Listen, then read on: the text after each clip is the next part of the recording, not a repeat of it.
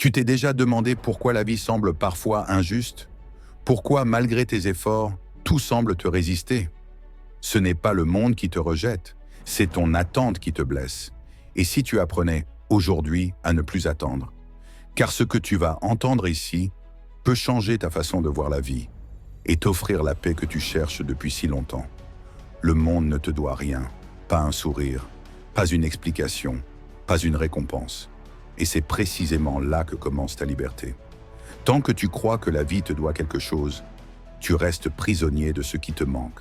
Mais le jour où tu comprends que rien ne t'est promis, tu redeviens maître de ton regard.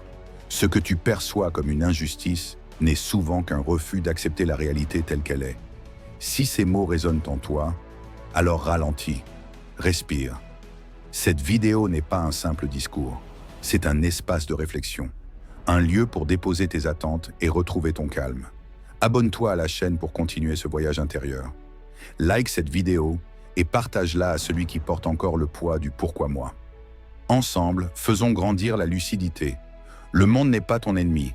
Il n'est pas injuste, il est indifférent. Et dans cette indifférence, il y a une vérité, une beauté pure. L'eau ne t'en veut pas quand elle te submerge. Le feu ne te juge pas quand il brûle. Le monde agit selon ses lois, et toi tu apprends à danser avec elles au lieu de les maudire. Le stoïcien ne fuit pas le chaos, il y trouve sa clarté. Tu n'as pas besoin que le monde soit juste pour être en paix. Accepte ce qui est, aime ce que la vie t'offre, même dans la douleur, car chaque perte t'enseigne la force, chaque silence t'enseigne la maîtrise, et chaque instant, même le plus dur, t'offre la possibilité de choisir, la colère ou la sérénité. Le monde ne te doit rien. Mais toi, tu te dois d'apprendre à aimer ce monde, tel qu'il est. Tu crois que la vie t'a trahi, que le monde t'a pris quelque chose. Mais la vérité, c'est que le monde ne t'a rien promis. L'injustice n'est pas une faute de la nature. Elle est le reflet de ton attente d'ordre. Tu veux que la vie ait un sens moral, mais la vie ne connaît que les causes et les effets. Le vent souffle, la pierre tombe, et l'homme apprend. Rien n'est contre toi, rien n'est pour toi. Il n'y a que ce qui est. Regarde autour de toi. Les vagues détruisent les rivages, le feu consume la forêt, et pourtant la nature demeure belle. Parce que la beauté n'a pas besoin d'être juste. Elle existe dans le mouvement, dans l'équilibre qui renaît après la tempête. Tu vois l'injustice parce que tu veux que tout te soit rendu. Mais la vie ne rembourse pas, elle transforme. Et ce que tu perds dans la douleur, elle le remplace par la compréhension. Ne demande pas au monde de t'aimer à ta manière. Aime-le pour ce qu'il est, imprévisible, imparfait, vivant. La paix ne vient pas de la victoire sur l'injustice, mais de l'acceptation de sa présence. Quand tu cesses de croire que tu es une victime, tu redeviens acteur, tu redeviens libre. Ce n'est pas l'injustice qui te blesse, c'est ton besoin de justice absolue. Le stoïcien ne cherche pas à équilibrer le monde, il cherche à équilibrer son âme. Peut-être que tu n'avais pas à être compris. Peut-être que ton rôle n'était pas d'être reconnu, mais de devenir lucide. La vie n'est pas un contrat, elle est une expérience.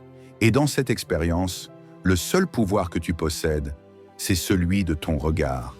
Regarde l'injustice sans colère, comme un orage que tu traverses. Tu ne contrôles pas la pluie, mais tu choisis ta manière de marcher sous elle. Quand tu cesses d'attendre que le monde te rende justice, tu découvres un trésor, ta sérénité. Tu n'as plus besoin que la vie soit juste, tu choisis de l'être toi. Chaque fois que tu te dis « pourquoi moi ?», tu t'enfermes un peu plus dans une cage invisible. La plainte te soulage pour un instant, mais elle t'empêche de marcher. Être victime, c'est confondre la douleur avec l'identité. Tu crois dénoncer l'injustice, mais en vérité, tu lui donnes la clé de ta liberté. Le monde ne t'écoute pas toujours, mais toi tu t'entends, et chaque mot de plainte renforce tes chaînes.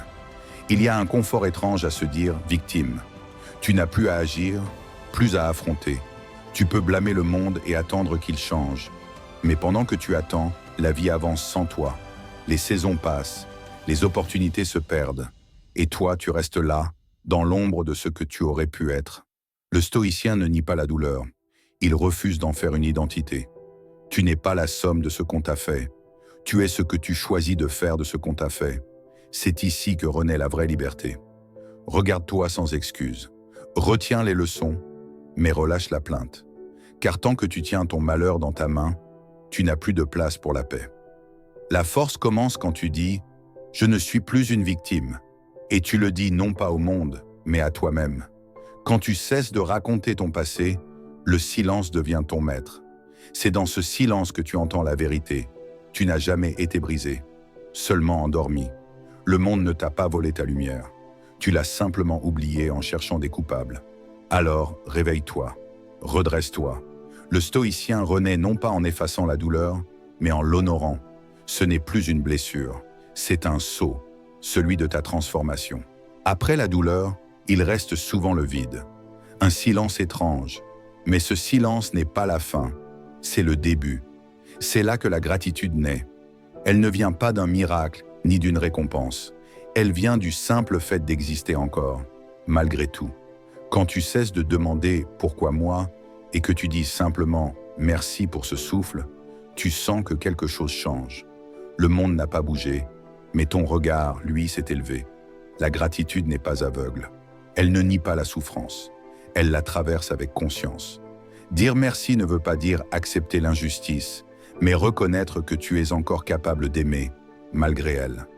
La gratitude, c'est la force tranquille de celui qui comprend qu'il ne contrôle rien, mais qu'il peut tout choisir. Même son regard. C'est la sagesse du stoïcien. Voir la vie telle qu'elle est et l'aimer quand même. Tu ne peux pas contrôler la mer, mais tu peux apprendre à naviguer. Tu ne peux pas commander la lumière, mais tu peux ouvrir les yeux. La gratitude n'est pas un concept, c'est une pratique. Chaque jour, elle t'apprend à respirer plus lentement, à parler avec douceur, à regarder sans juger. Et peu à peu, la peur se dissout et la paix prend racine. Quand tu remercies, tu cesses d'attendre. Tu ne demandes plus à la vie de te combler, tu décides d'être comblé. C'est là que tout change. Le monde ne devient pas plus juste, mais il devient plus beau. Parce que tu cesses de le regarder comme un champ de bataille et tu le vois enfin comme un jardin. La gratitude, c'est la paix qui ne dépend plus du monde, mais de ton cœur. À un moment, tu comprends. Ce n'est pas à la vie de changer, c'est à toi. Tant que tu attends que le monde s'ajuste à tes désirs, tu restes prisonnier. Mais quand tu prends la responsabilité de tout ce que tu vis, même de ce qui ne dépend pas de toi, tu redeviens maître. Le stoïcien ne dit pas « c'est injuste », il dit « c'est ». Et ensuite, il agit. Tout change quand tu cesses de pointer le doigt. Le blâme est une fuite, un refus de regarder en toi. La responsabilité, elle, est un retour à la source. Elle te rend ton pouvoir, elle te rend ta direction.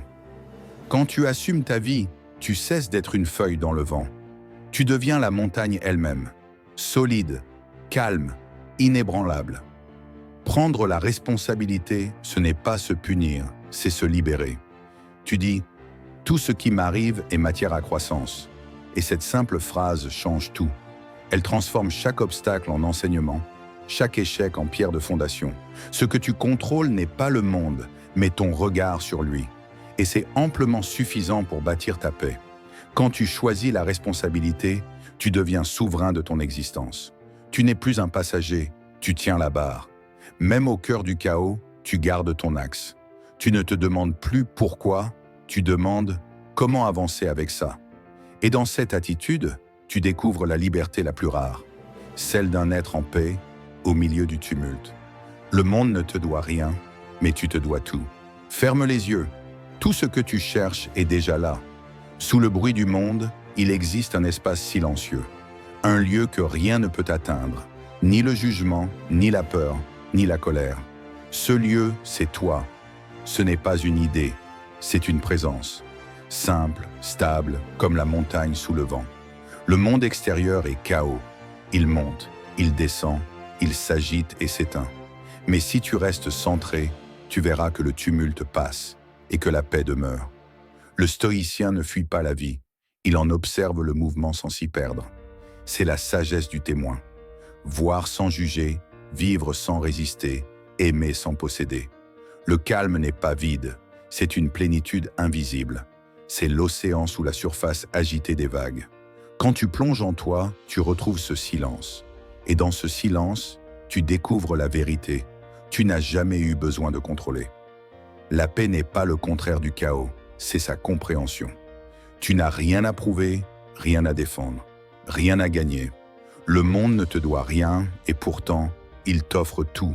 à chaque respiration, à chaque instant d'existence. Respire, sens la vie passer en toi. Elle ne t'appartient pas, mais elle te traverse.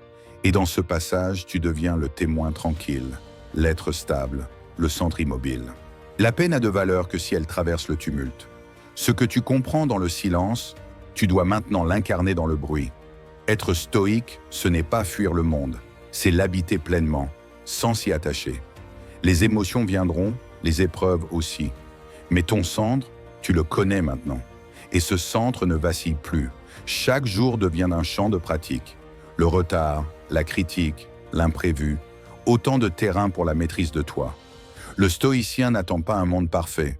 Il s'exerce à y répondre avec clarté.